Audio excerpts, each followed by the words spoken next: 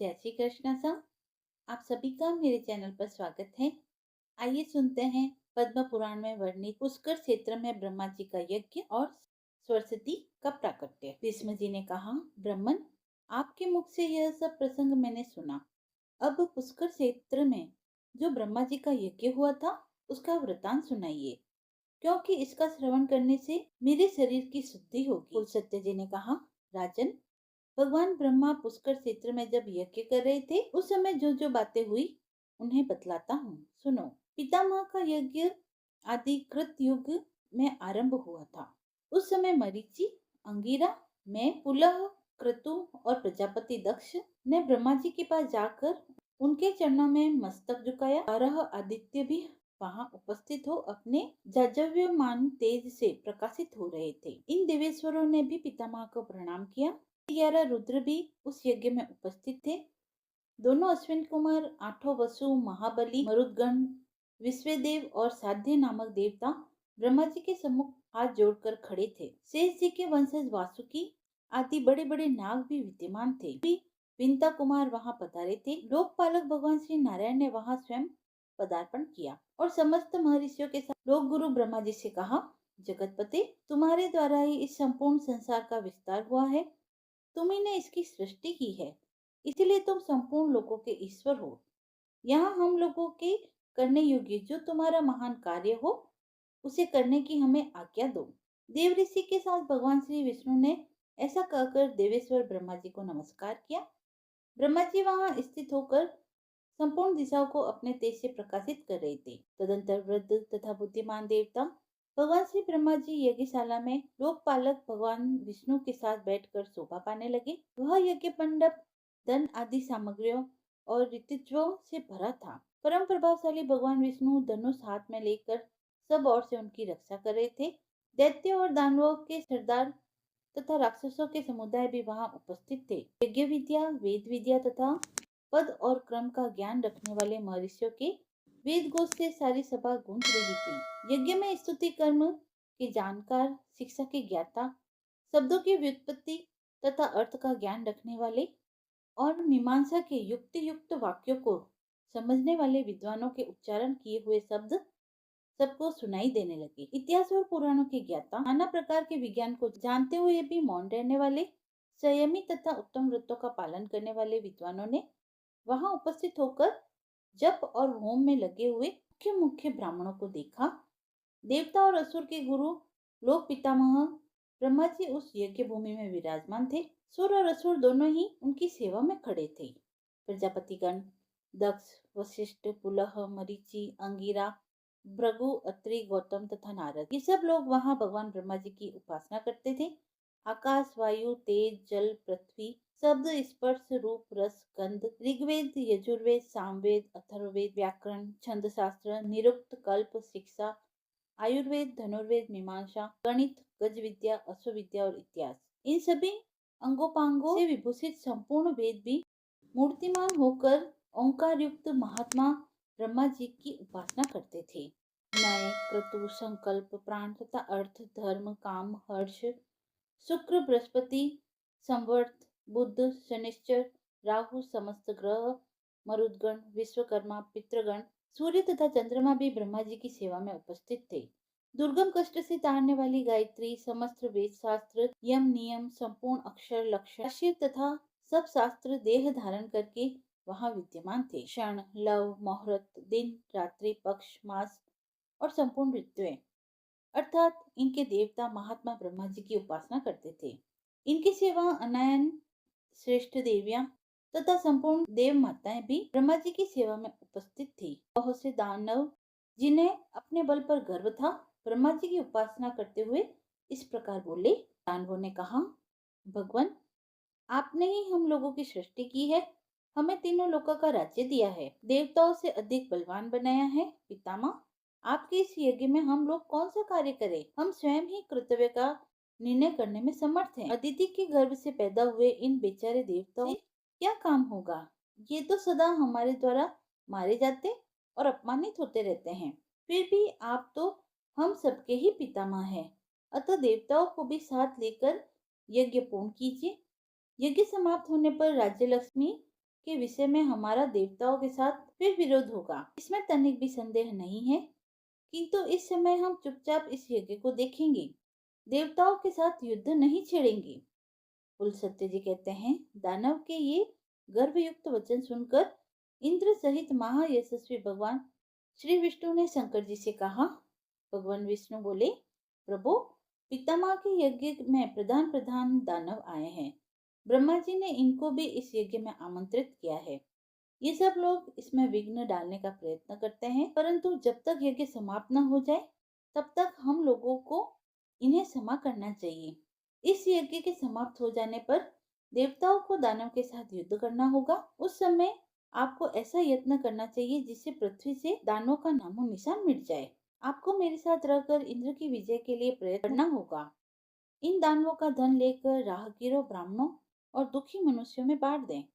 भगवान विष्णु की यह बात सुनकर ब्रह्मा जी ने कहा, भगवान, आपकी बात सुनकर ये दानव कुपित हो सकते हैं, किंतु इस समय इन्हें क्रोध दिलाना आपको भी अभिष्ट न होगा। तो रुद्र एवं अन्य देवताओं के साथ आपको इन्हें क्षमा करना चाहिए। सतयुग के अंत में जब यह यज्ञ समाप्त होगा, उस समय मैं आप लोगों को तथा इन दानवों को विदा कर दूंगा। उसी समय आप सब लोग संधि या विग्रह जो उचित हो कीजिएगा। पुलस्त्य जी कहते हैं, तदंतर भगवान ब्रह्मा ने पुनः उन दानवों से कहा, तुम्हें देवताओं के साथ किसी प्रकार विरोध नहीं करना चाहिए।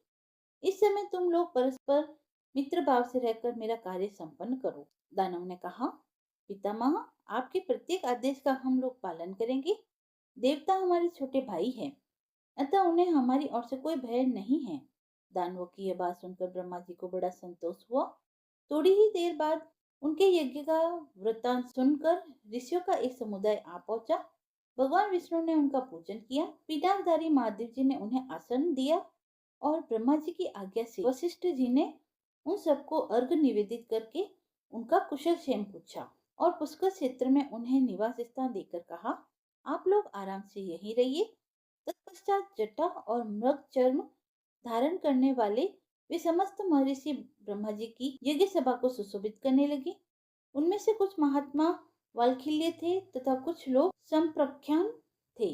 वे नाना प्रकार के नियमों में संलग्न तथा वेदी पर शयन करते थे। उन सभी तपस्वियों ने पुष्कर के जल में जो ही अपना मुंह देखा, उसी समय वे अत्यंत रूपवान हो गए। फिर एक दूसरे की ओर देखकर सोचने लगे, यह कैसी बात है? इस तीर्थ में मुंह का प्रतिबिंब देखने पर सबका मुख सुंदर कैसे हो गया, रूप सुंदर कैसे हो गया? ऐसा विचार कर तपस्वियों ने उसका नाम मुख दर्शन तीर्थ रख दिया।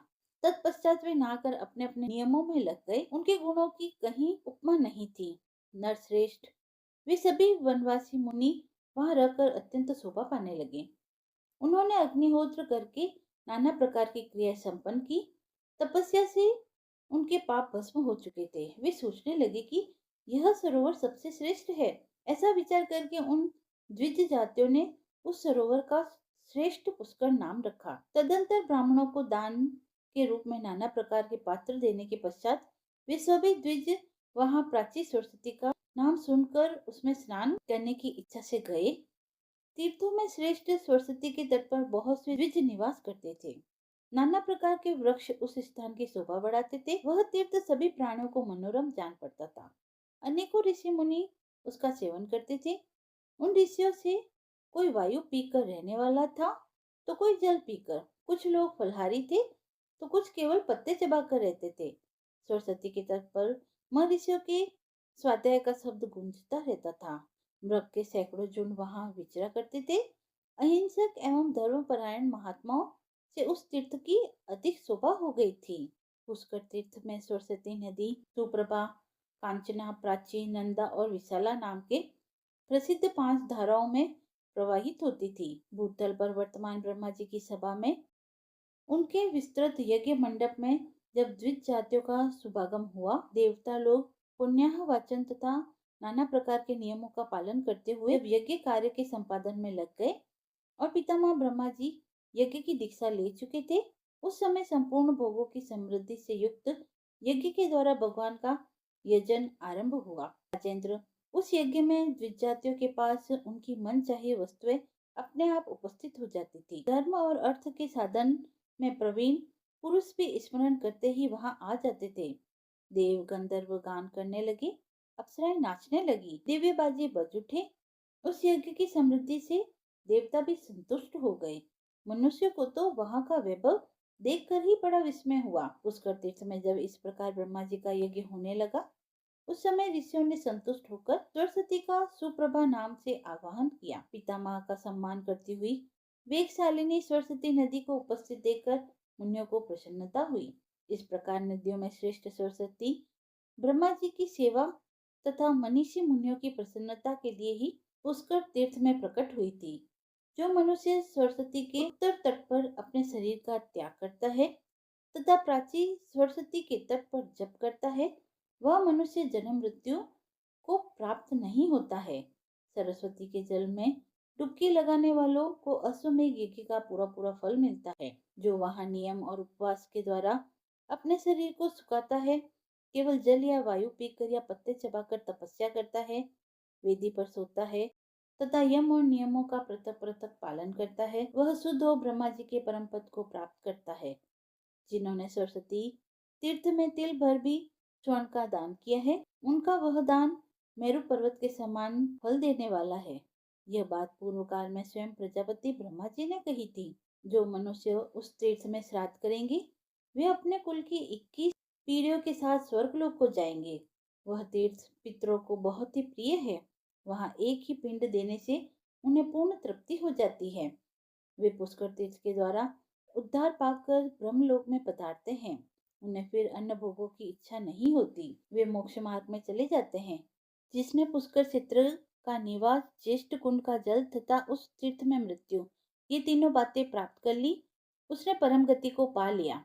जो मनुष्य उत्तम काल, उत्तम क्षेत्र तथा उत्तम तीर्थ में स्नान और होम करके ब्राह्मणों को दान देता है, वह अक्षय सुख का भागी होता है। जो पुष्कर के वन में जहाँ प्राची सरस्वती है, जाकर उसके जल का दर्शन भर कर लेते हैं, उन्हें भी अश्वमेध यज्ञ का फल मिलता है।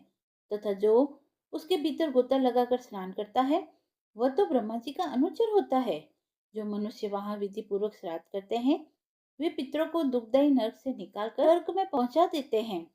जो सरस्वती में स्नान करके पितरों को कुश और तिल से युक्त जल दान करते हैं, उनके पितर हर्षित होकर नाचने लगते हैं। यह पुष्कर तीर्थों में श्रेष्ठ माना गया है, क्योंकि यह आदि तीर्थ है। इसीलिए इस पृथ्वी पर यह समस्त तीर्थों में विख्यात है। मानव धर्म और मोक्ष की क्रीड़ा स्थली है, निधि है। सरस्वती से युक्त होने के कारण इसकी महिमा और भी बढ़ गई है। जो लोग पुष्कर तीर्थ में सरस्वती नदी का जल पीते हैं, वे ब्रह्मा और महादेव के द्वारा प्रशंसित अक्षय लोकों को प्राप्त करते हैं। पुण्यमयी सरस्वती नदी संसार में सुलभ है, किंतु कुरुक्षेत्र, प्रभा क्षेत्र और पुष्कर क्षेत्र में तो वह बड़े भाग्य से प्राप्त होती है, तो वहाँ इनका दर्शन दुर्लभ बताया गया है। सरस्वती तीर्थ इस भूतल के समस्त तीर्थों में श्रेष्ठ होने के साथ ही धर्म, अर्थ, काम और मोक्ष, इन चारों पुरुषार्थों का साधक है। भीष्म जी पुष्कर वन में पहुंचकर सरस्वती नदी के प्रकट होने की बात बताई गई है। अब वह पुनः अदृश्य होकर वहां से पश्चिम दिशा की ओर चली। पुष्कर से थोड़ी ही दूर जाने पर एक खजूर का वन मिला, जो फल और फूलों से सुशोभित था। सभी ऋतुओं के पुष्प उस वनज स्थल की शोभा बढ़ा रहे थे। वह स्थान मुनियों के भी मन को मोहने वाला था। वहां पहुंचकर नदियों में से सरस्वती देवी पुनः प्रकट हुई। वहां वे नंदा के नाम से तीनों लोकों में प्रसिद्ध हुई। कथा समाप्त हुई। यदि आपको यह पसंद आई हो तो आप मेरे चैनल को लाइक, शेयर एंड सब्सक्राइब करें। धन्यवाद।